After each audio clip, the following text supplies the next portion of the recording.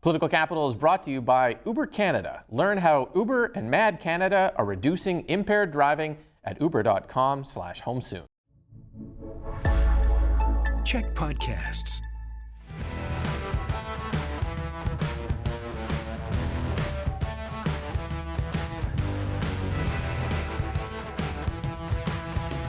Hey everyone, and welcome to Political Capital, your source for all the latest in BC politics. Thank you so much for being here. I'm your host, Rob Shaw. Lots of stuff to talk about in BC politics this week. We're going to get into the David Eby versus Mark Carney pipeline debate and the government decision to rename the Site C Dam to the John Horgan Dam, and talk a bit about whether John Horgan would have thought that was funny or not. Spoiler alert, I think he would have thought it was kind of funny, but we'll get into that plus some other topics this week. To do it all, we're going to bring in the pod squad. Jeff Ferrier and Jillian Oliver are here. Angelo is off this week, but that just gives us more time to talk about all the many things in BC politics. So thank you to both of you for being here. We're going to jump into our first topic here. Prime Minister Mark Carney arriving in British Columbia, delivering a speech to the Greater Vancouver Board of Trade, meeting with Premier David Eby just days after last week signing that MOU with Alberta on an oil pipeline to British Columbia. Lots of kind of looking for clues and sifting through comments and trying to understand the dynamic between Eby and Carney and what's going on here. And the week sort of concluding with the Premier saying he's looking to negotiate some type of agreement with Carney on how to go forward on all of this. So let's just start there. Carney at the Board of Trade, Carney with the Premier with Carney. Jeff, what stood out for you from the things that were said and what they might actually mean over the past week? So the things that stood out for me from the Carney speech, which I attended at the Board of Trade along with 700 other people, the Prime Minister was warmly received. He said a couple of things that were rather pointed. He talked about needing to focus on the things that we're for instead of the things that we're against. Eby has talked about how he's against this pipeline, and he also said that if he can't make progress working with BC, he'll have to spend more time and give more attention to projects in other provinces.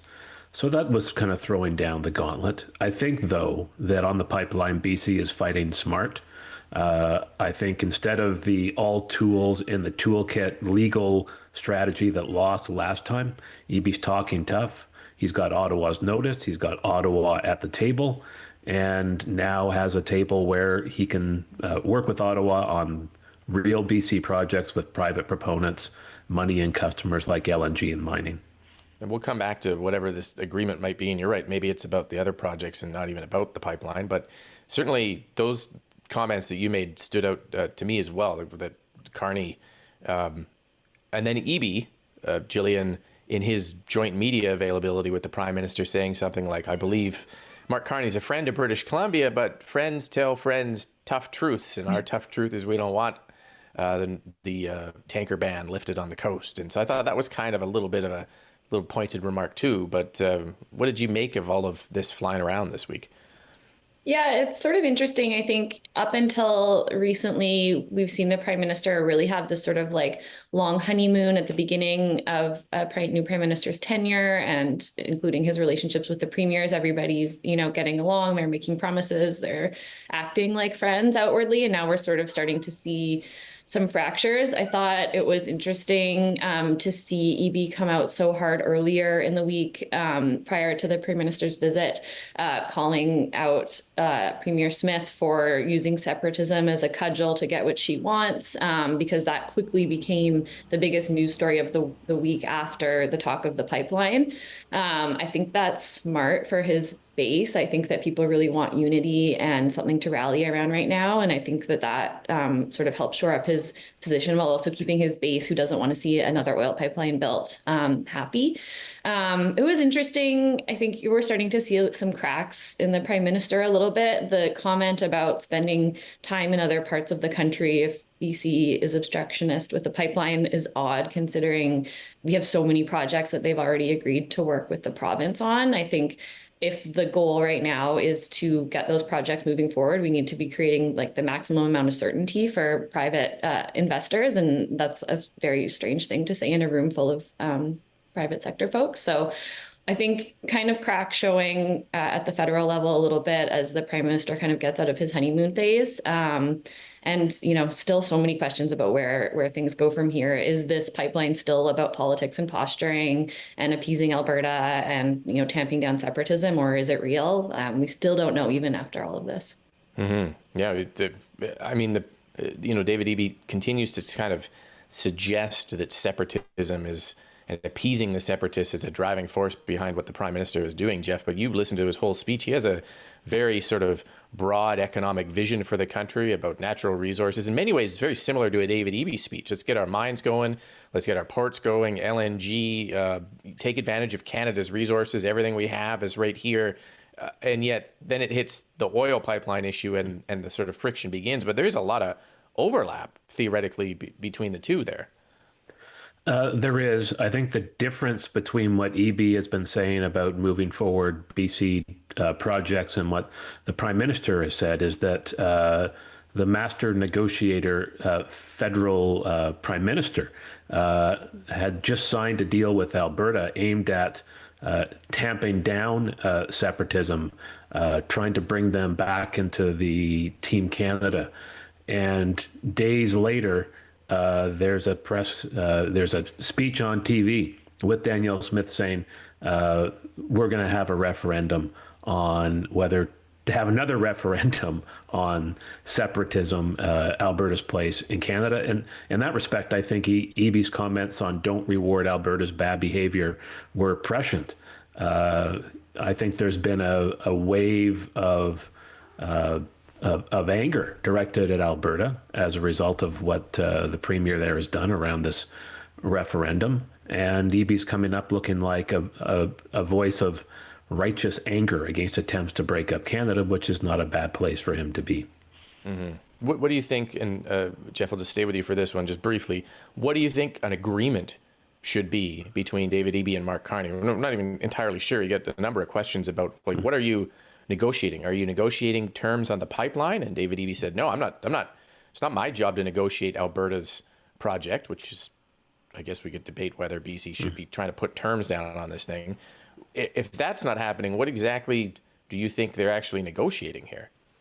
Well, I think that BC has been very clear that they want Ottawa to get behind 35 BC projects worth $88 billion in investment. There's signs that Ottawa will do that on LNG, and there's a lot of optimism around LNG Canada second phase going to a final investment decision really soon. I think there might also be talks about the pipeline. And one thing that former Premier Christy Clark did very well last time was to negotiate financial benefit for British Columbia, despite this being a matter of national jurisdiction. And so BC to this day gets money from Trans Mountain, the Twin Trans Mountain. And you wonder if that's the kind of discussion that the Prime Minister and the Premier are having, as well as around the route. Instead of going to the north, maybe there's a better way going to the south. It's hard to say you're not in the room, but I think there's both of those things happening. Jillian, what do you think? Is it a good idea, I guess, for the Premier to be out there saying he's going to negotiate something with Carney? Because now we're going to be asking him every week, what's the latest with the negotiations? Have you settled something? Can we see it? What are the terms? What did you sign? Like, is that? But then at the same time, maybe it makes British Columbia look more like they're in the game, that they're at the table after being cut out of this table talks for a while. But like when you hear the Premier talking about that, what do you think of it? Well, I think that he does need to walk a fine line between standing up for protecting BC's environment and coastal waters and economic interests, which, there's a lot of industries that depend on the environment and on the coast. They're not totally separate things here in BC. We also heard that, he's upset about potential competitiveness because of the break that Alberta is getting on the carbon tax. And as Jeff mentioned, all of these other projects that he wants to see go forward. So I do think that he needs to be, kind of like to the Prime Minister's point, talking about what he's for. But yeah, it's a fine line without seeming like they're acquiescing and essentially supporting a pipeline, because that will be troubling for their base and for bleeding more support to the Greens. Yeah. Yeah, he would definitely hear from that on the base. I also think it's just my concluding thoughts on it. You know, the Prime Minister himself sort of bears some responsibility for coming to the table here after cutting BC out on this. And the fact that he showed up literally for 12 hours in British Columbia, flies in, does his speech, meets Eby, flies out. That doesn't really seem to show a lot of like listening to on the ground or trying to get a sense of this discussion in British Columbia. It just sort of back to Ottawa, you know, told you guys what I'm doing. See you later. So he might, there might need to be some better outreach from the PMO to the PO here, but we will see. Okay, let's take a quick break. I want to come back and talk about Site C/John Horgan Dam. We'll get into that after this. Welcome back. This week, Premier David Eby announcing that the Site C mega dam in the Northeast will be renamed the John Horgan Generating Dam and Spillway. Rolls off the tongue. I have a feeling that John Horgan would find this amusing given the many positions he has had on Site C, had over his career before he was the leader of the NDP, when he supported it, when he became the leader of the opposition NDP, when he opposed it, becoming premier, looking like he was going to cancel it, and then ultimately proceeding with it after a review. Quite a lot of positions Premier had on this. Jillian, you were the press secretary for the BC Greens during the heady days of CASA and the 2017 fallout and the kind of the key time here when the Greens, it felt like, thought Horgan was going to go one way on Site C, and then he went a different way. And now to see his name on it, I wonder what that sort of brings up for you, having been in the middle of the Site C debate at those critical times. Feels almost like yesterday. You're really bringing me back there. I think, it's funny because obviously as soon as the announcement was made, people were online posting photos of Horgan next to the sort of like infamous Site C sucks sign that he was pictured with. The NDP was when they were in opposition, were skeptical of the dam. They promised to review it at BCUC, at the Utilities Commission. They did, and the results were kind of inconclusive. They said that we could get other power from like cheaper sources, but that already $2 billion at that point had been sunk in. So I think it was a real hallmark moment in Horgan's premiership where he was going to choose pragmatism over politics, and where he wasn't going to be beholden to the activist base and sort of be a good manager, as he famously said about how he was approaching government. So I think in that way, it's really fitting. I thought it was funny for Eby to come out and make the joke right about his various positions right off the top. I think it was kind of a good moment. I think maybe there would have been better options for things to name after Horgan, but I also can see why they decided to go with it. And now we'll have it forever. Mm-hmm. Jeff, that argument, and Jillian points out, and Eby said this, that the explanation being, if Horgan was still with us, he wouldn't want anything named after him, especially this dam. But for those who are still sort of, looking at his legacy and the way he governed the province and being able to reverse a position to find a better position and not seeing a weakness in that, that Site C becomes sort of more emblematic of him making the right call and in hindsight. This seemed like a pretty good descriptor of what was otherwise a somewhat odd decision to name something after the premier. But you knew John Horgan as well, and you've been around the NDP for a long time. What do you think he would make of, if he was still with us, of this naming?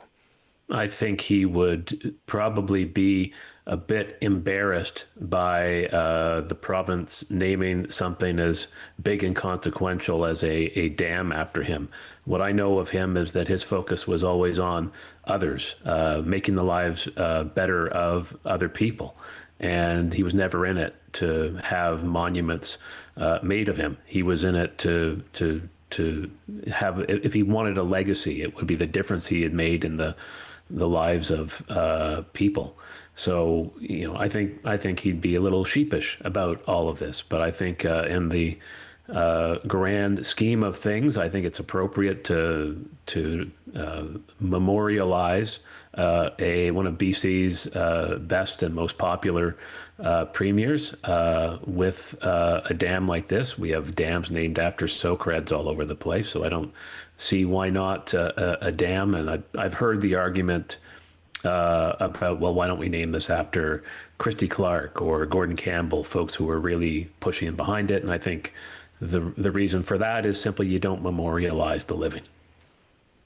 That's true. Yeah, it is true. And it almost felt like prior to this, we were kind of into a new era of maybe not naming things after modern politicians anymore. And in fact, when you think of like some of the things, removing the names of politicians from projects when we build new bridges and certain things. But to go back and name something after John Horgan seems like a consequential move by the government. So interesting. I think he would probably, if he was still around, be somewhat amused at the great irony of all of it, and probably go up there to look at Site C and maybe tape a picture of him holding that Site C sucks sign right on the plaque, dedicating, and take a picture of himself at that point. That's the kind of thing that he would have responded. I talked to him a lot about Site C over the years, and his argument, up until he approved it, was we don't need this power.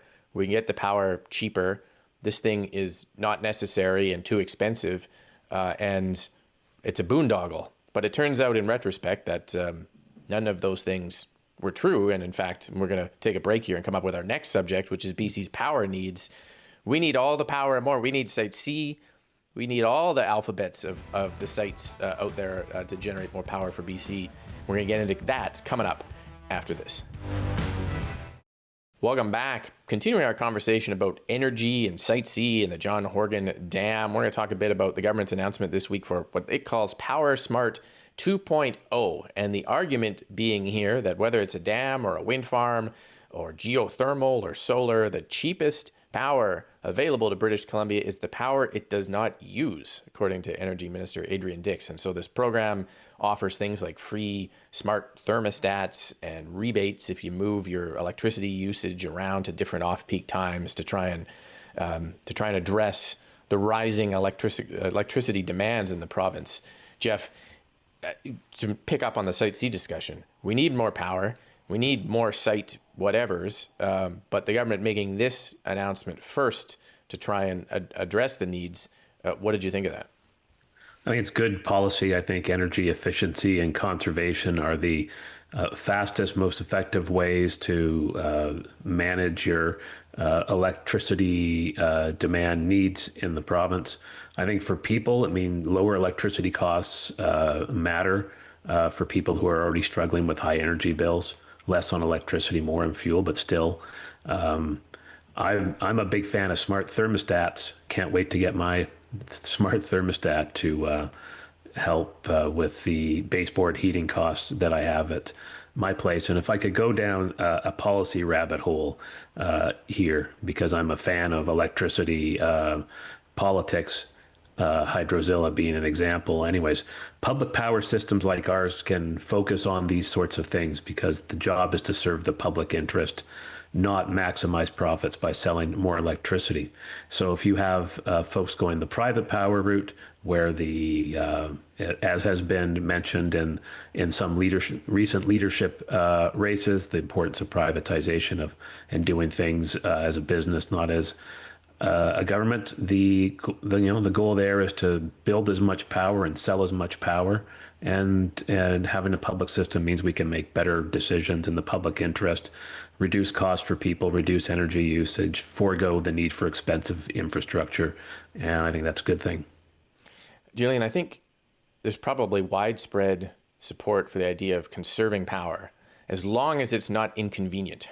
And it doesn't look like any of these policies are inconvenient. But the minute that the government gets to the point of saying, hey, maybe you shouldn't be using your oven between the hours of 4 and 8 p.m., or kind of trying to move people too aggressively towards conservation and time of use pricing and penalizing people. And that's not part of this. But it feels like it might be a thin line in the sense of, conserve power, save power, but also sometimes I want to put the lights on and walk around the house, and I don't need to be turning them off in every room I'm in, kind of thing. And I'd wonder if that line is at all something government has to keep in mind here.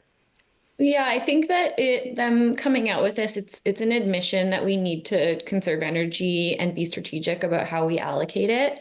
BC is in a really interesting position because it's always felt like we have like endless power because of hydro, but now with climate change, it's very variable. We had to purchase power last year. This year, we're going to have a surplus because there's a high snowpack in the interior.